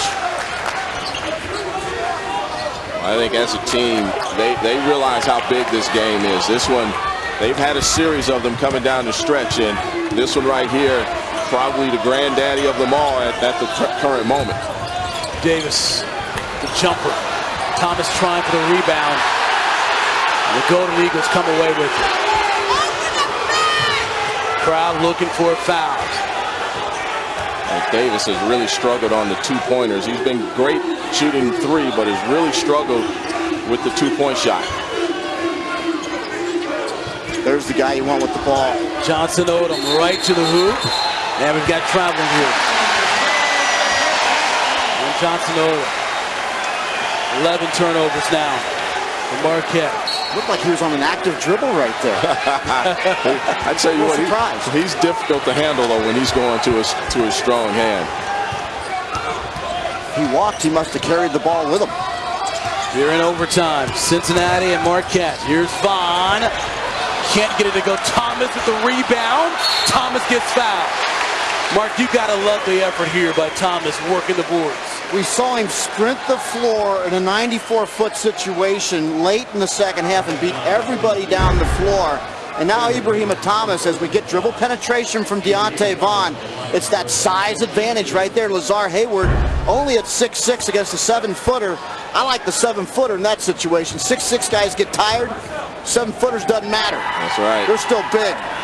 That's the 4th personal foul. And Lazar Hayward, senior who has helped Marquette get into this overtime, hitting that three-pointer. Thomas comes up short in the second one. 70-70. You know, when you look at how both teams are executing on the offensive end here in this overtime period, it's like Marquette's a whole lot more comfortable running their stuff. Hayward for 3! The L stands for leader. The W stands for winner. Lazar Hayward is just a winner. What a 3! Well, if you're Cincinnati, you've got to attack him. You've got to attack him and try and get that 5th foul. Look at this, getting the rebound as well. He's put up all Big East numbers this year. He's showing why coming down the stretch. What did you think about the three-point shot by Vaughn? Good shot at that moment. Great pass, Acker to Butler. Bearcat back the other way. Here's Vaughn. Vaughn directing traffic, wants to get Thomas down on the block. Just motion to him. And a timeout here for Big Cronin. 1:24 left to play here in overtime. What a 3 by the senior, Lazar Hayward. Mark. He keeps coming out just ready to shoot. Look at the balance from deep. Great extension on that jump shot. That's why he's so difficult to defend. Look at Buzz Williams slapping 5 with everybody. You know, Hayward was great scene. 4 of 17 in their loss to Pittsburgh. And as we mentioned, he really struggled for most of this game. But my goodness, what a difference he has made with this basketball team here, Anthony. With 1:24 left to play here in overtime. He has really stepped up his play. But you know what? More importantly, he's been the guy that's wanted to take the shot. There's no hesitation. He's catching. He's letting it go. Full confidence in Bloom. And he's delivered. Anthony, as a senior, I watched you throughout your career, and there's a big difference between freshmen and sophomores in that situation, and Lazar Hayward in a senior role. What's it like to be a senior and your team relies on you in that way? Well, as a senior, you know it's your last go-round. And so if you want to make sure that you determine whether it's a good or a bad go-round. So the seniors are always going to be the guys that step up to try and make plays because they want it on their shoulders versus relying on younger players. You know, we talked about Cincinnati and how important this game is for them. And, you know, you got to take care of business at home. And talking to Joe Lenardi, our insider for ESPN's bracketologist, he told me today this is the biggest game of the day. And here's the reason why, because both of these teams right on the bubble. It's the full body of work. Cincinnati knocks off number 12 Vandy. We saw them in the Maui Classic when they played very, very well, lost an overtime game to Gonzaga in the championship game. Those wins still count, but you know what? It's what have you done for me lately? And the selection committee is seeing what Marquette's done for me lately and what Cincinnati's done for me lately, and they're on the court right now with all the eyes of the selection committee watching this game. So many years, they really dictated your last 10 to 12 games and how you did down the stretch, but that's not the case this year. Here's Vaughn with 18 seconds on the shot clock. Vaughn double team. Right, baseline. Can't get it to go. Bishop with the rebound and got a foul here on Kubian. As Bishop will go to the line and he's going to shoot 2. Well, you see the penetration there by Wright. He's quick enough to get to the basket. Just got to finish that play. You see, no one rotates over, and he just blows the layup. But the rebounding, something we talked about, throw it up and go get it, helps Cincinnati in that possession. We're seeing a hack-a-shack type of strategy employed by Marquette. Cincinnati is number 322 in the country in free throw percentage at 63% as a team. Bishop at the line. He gets the first one to go. Shooting 58% from the free throw line. Marquette in overtime, they're figuring if we can't stop you, then we're just going to foul you and make you earn it on the line. Cincinnati, they need to get this win. 4 games left, 3 against top 10 teams. Bishop comes up short. 73, 71. Last 6 foul shots, they've only made 3. Yep. 1 out of each 2 by each player. Under a minute left to play here in overtime. Big defensive possession right here for Cincinnati. And Marquette just probing off the dribble. And a timeout. Buzz Williams. You know, we talked about how Cincinnati, I mean, you got to take care of business here at home, and their schedule gets very difficult after this game. I mean, obviously they play against DePaul here at home. Then after that, they're at West Virginia, home here against Villanova, and then at Georgetown. Now, you can look at this in 2 different ways. I mean, you know the schedule's very tough, but it's a great opportunity for you, Anthony, you know what I mean? Because you can make a message, send a message to the selection committee, hey, we went on the road. We beat, West Virginia. We beat Georgetown. We were able to win against Villanova. So it's really in their own hands, right? It certainly is. Great opportunity to impress the selection committee because you can knock off 2 top 10 teams on the road if you can get it done, and you've got 1 at home. And when you look at their road record, they've won 2 games in the Big East on the road. So that will certainly help them. And as far as Marquette, I mean, if they can come away with a win here, Mark, I mean, they pretty much are in the driver's seat. If you look at their upcoming games at St. John's, at Seton Hall, and Louisville at home, and then they'll wrap up the season for the Big East tournament against Notre Dame. Well, St. John's just knocked off South Florida yesterday. We've got Seton Hall with Jeremy Hazel, who's very difficult to guard. Louisville, Notre Dame. Louisville, Rick Pitino's team always closes well. No guarantees, but certainly a more favorable schedule for Marquette. So Kubian will inbounds the ball here. 11 seconds on the shot clock. Cincinnati down by 2. Where do you go, Coach? Lazar Haywood, is he involved? You go to Darius Odom Johnson. Give him the basketball. It's Butler against Bishop. Butler baseline, and he gets fouled. He's going to go to the line. He's going to shoot 2. You surprised by that call there, Mark, giving it to Butler there? He would definitely be option B. I mean, Jimmy Butler has shown that he's had mismatches all day long and could take advantage of it. There's the crossover right there and draws contact. The thing I like about it is that he didn't settle for a jump shot. Took the ball in the rack and was able to draw contact. Big free throws here by Butler.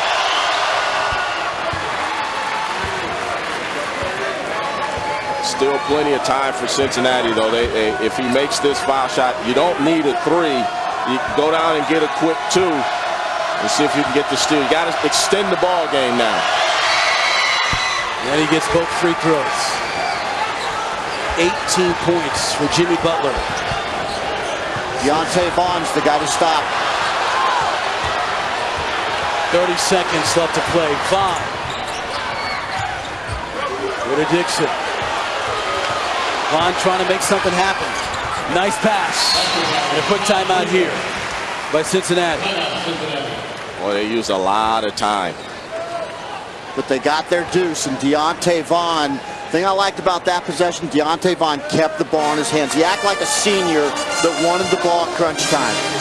Take a look at the bids by conference by our insider, Joe Lenardi, ESPN's bracketologist.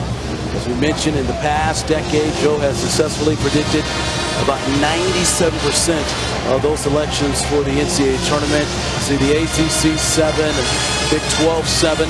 Look at the Pac-10. Where is the Pac-10? Gone. Yeah.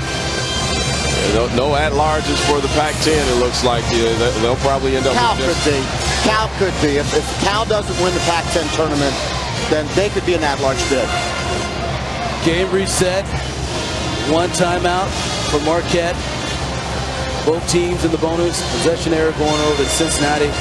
If you look at the teams that are hot in the Big East here, that are on the bubble, if you will, what team would you be mostly concerned with if you saw this team in the NCAA tournament if they get in? Louisville, because Rick Pitino's team always finishes strong. And he's a guy that teaches them the whole part. He throws the whole at his team early, and they always struggle to get beat by somebody you don't think they should.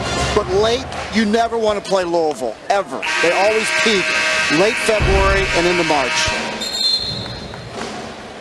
As you take a look at Vaughn probing the defense, nice job by Bishop to cut to the basket and present a passing lane, because we talked about it, they stand around a lot.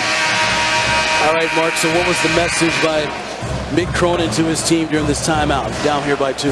Well, defensively now you're at 21.2, so you got to look for full court pressure, and I would trap and go for the steal in the front court area. Try to get yourself a turnover and then go from there. But once the ball crosses the half-court line, then you've got a foul.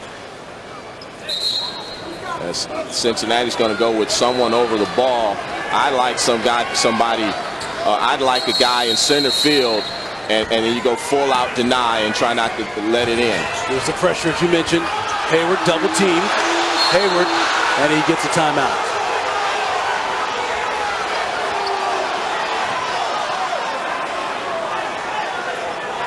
Good call by Mick Cronin there. Good aggressive call. Get with your trap. And Marquette, the thing that Buzz Williams doesn't want is that ball to be up against the sideline where it's an easy trap situation. Both teams now with no more timeouts. We're here at Fifth Third Arena. Anthony Calhoun, along with former Division I basketball coach Mark Adams and former Cincinnati superstar, if you will, Anthony Buford here. These two teams, Marquette, Cincinnati, in overtime with 17.4 seconds left to play. This is what Marquette wants to avoid. Look how the ball's right on the sideline. That gives for an easy trap situation. If you're Buzz Williams now, you're going to design plays to get you something deep or through the middle of the court. And I like coaches that look deep first for the 94-foot situation. That stretches the defense and gives you space to attack in the gaps. What's at stake in this game? We mentioned both of these teams on the bubble. And prior to that timeout, Mick Cronin, Anthony, he was trying to get an offensive foul. They were looking for an offensive foul from Hayward there with his elbows, but they're not going to call that this late in the game. No, you're not going to get that call. And I saw that yesterday. We saw a forearm delivered with 2 seconds to go in the game, and they don't call that stuff. Look for Butler to fly deep, number 33 in blue. Hayward inbounds the ball. There he goes. Here's the Butlers. You just called it, coach. And Butler with the dunk. That's why I like the defender back and no one over the ball. And that's why I like the long pass. Here's Vaughn, down by 4. 10 seconds. Bishop for 3. And that's good. No more timeouts for both teams. 7.9 seconds left to play. So they've got the defender over the ball. He's either got to prevent the long pass. Kubian with the inbound. And Acker gets fouled here by Wright. 4th foul here on Wright. 7.7 seconds left to play. Marquette with a 1-point lead. What a game we have here at Fifth Third Arena. And Mark, you think these two teams want to play in the NCAA tournament? Well, I know Jimmy Butler does, and there's the out-of-bounds play right there. And the white jersey was so far out of position initially. That's what I observed, and that's what Jimmy Butler observed as well, and they sent him deep. Hey, you know what? In that situation, though, Coach, that is the perfect play to run if the defender is not really trying to prevent the long pass, or you stick him back to guard against that, and you deny all over the floor. We are violently agreeing. Big free throw there, though. Reese Acker, senior, at a 1-and-1, was able to get the first one to go. 2-point lead. Remember Larry Davis, number 11 in white for Cincinnati, 57% of his shots come from three. He wants the ball. And he gets the second one to go. 7.7 seconds left to play. Cincinnati down by 3. Here's Thomas to Wright. Wright in trouble. Vaughn for the tie. Can't get it to go. And that's it. Marquette survives. 79-76. That drops Cincinnati to 0-3 in overtime games. NCAA Selection Committee, you've just seen compelling evidence that Marquette deserves to be in the NCAA tournament. What a win for Buzz Williams and his Golden Eagles here today. Both teams needed this win to keep their NCAA tournament hopes alive. And just like that, Marquette hangs on to beat Cincinnati 79-76. Final in overtime. Now Jimmy Butler, watch the white jersey against Jimmy Butler. He's way to the ball side, which gives Butler the opportunity to go and get the easy basket right there at a critical time of this basketball. Look at that. The defender's way behind, and Butler, a good enough athlete to make a play. How about the pass during that, in that moment, though? Great execution with the pass. And here's Cincinnati's last opportunity, and Deontay Vaughn, the senior, gets a good look. Got a great look at it and just unable to convert the three at the end of the game. We're going to talk to Buzz Williams moments from now, but what a day for his players. Johnson Odom, 20 points. Jimmy Butler, 20 points, 9 of 10 from the free throw line, and Fultz, 13. And how about the senior, Anthony? Lazar Hayward, you were on him all day, and he says 13 points, 11 rebounds. Take that, my friend. Well, he came up big at the end of the game, and that's what you want out of your seniors. He's been big for them all year long, and when they really needed him, he delivered. So Marquette improves to 17-9 on the year. Let's go out now to Mark, who's standing by with a very happy Buzz Williams. Mark. Buzz, congratulations. Just a heck of a victory here today. What were you thinking coming down the stretch? First with Lazar Hayward, giving him the ball in big situations. Well, he's the guy that wants it in a big situation, and our team believes in him. I didn't think he was very good at all in the first half. Our seniors haven't been good the first half here or when we played at home against Pitt, but I thought in the second half they were the reason why we were able to survive this. Late game, you've got the ball out on the side against Cincinnati's bench there. What was the play that you called? How well was it executed? Well, it worked because the previous time we tried to run a play to get it in bounds and they trapped it and we didn't hit our cutters. So we had to do something to stretch them out, so it worked out pretty good. The NCAA Selection Committee was certainly watching the game today. Two teams that obviously Joe Lenardi has you guys in. He's right 97% of the time, by the way. And you come through with a big road victory today. What does this win mean to your program? Well, it just means that we can rest until midnight tonight and then try to figure out how we can beat a team like St. John's, who just won at South Florida by 16 points. This is a big week for us. We played 3 games on the road in 7 days. And then the parting gift is after we play 3 games on the road, we get to play Louisville at home a day and a half later. So this is a big stretch for us. I'm glad that it started out the way that it did. Coming down the stretch, I know the coaches are always interested in what do we got to do to get better now? What does Marquette have to do to get better, to get to the NCAA tournament and make a run? We're having too many lapses defensively. They're in that stretch where we won 5 in a row. I thought we were really good defensively. Pitt destroyed us inside, and I thought at times in the last 10 minutes of the first half today, we didn't do a very good job. But I thought having this result will help us, obviously. But I thought in the second half we were much better defensively. Congratulations, good to Buzz. see you, You're Coach. on your way. Thank Anthony, you. let's send it back to you. All right, thanks a lot. So Marquette, as we mentioned, they will improve to 8-6 in the conference play. Cincinnati, Anthony, dropping to 6-8. Not good at all. Not good at all. They've really made it very difficult for themselves. They've got to win now 2 of those 3 games at the end of the season, either Villanova at home and you got Georgetown and West Virginia on the road. So they've really made their stretch difficult.